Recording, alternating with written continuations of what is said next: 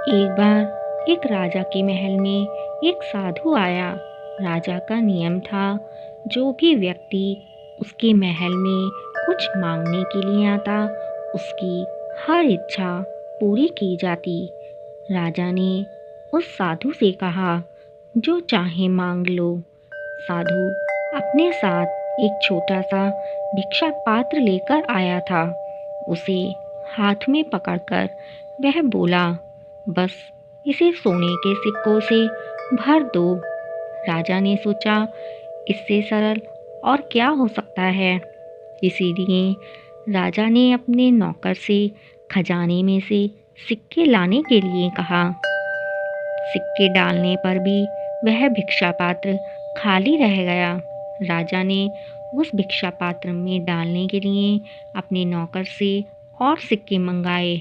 बार बार सिक्के मंगाकर उस भिक्षा पात्र में डाले जाते, फिर भी वह भिक्षा पात्र खाली ही रह जाता। राजा ने अपना पूरा खजाना खाली कर दिया, लेकिन वह बर्तन अभी भी खाली ही रह गया। राजा को एहसास हुआ कि उस बर्तन को भरना असंभव था, क्योंकि वह जादुई था। राजा ने कहा, महात्मा जी, आपका बर्तन साधारण नहीं है। इसे भरना मेरी सामर्थ्य से बाहर है। क्या मैं पूछ सकता हूँ कि इस बर्तन का क्या रहस्य है? साधु हंसने लगा और बोला, कोई विशेष रहस्य नहीं है। जब मैं चल रहा था तो मुझे एक मानव खोपड़ी मिली, और यह भिक्षा पात्र उसी खोपड़ी का बना हुआ था। जैसे मनुष्य का मन कभी भरा नहीं होता, वैसे ही यह भीख का पात्र कभी नहीं भर सकता।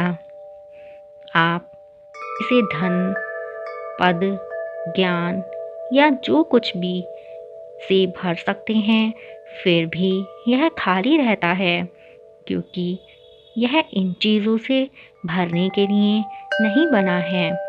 मनुष्य की भौतिक भूख अनंत है, और इन सभी इच्छाओं के पीछे भागते भागते उसका जीवन समाप्त हो जाता है। आत्मज्ञान के मूल सत्य को न जानने के कारण मनुष्य जितना अधिक प्राप्त करता है, वह उतना ही दरिद्र होता जाता है। वस्तु न मिलने से हृदय की इच्छा शांत नहीं होती, क्योंकि हृदय तो परमात्मा को प्राप्त करने के लिए ही बना है।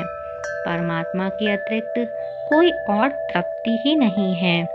मनुष्य के हृदय को परमेश्वर के अतिरिक्त और कुछ भी भरने में समर्थ नहीं है।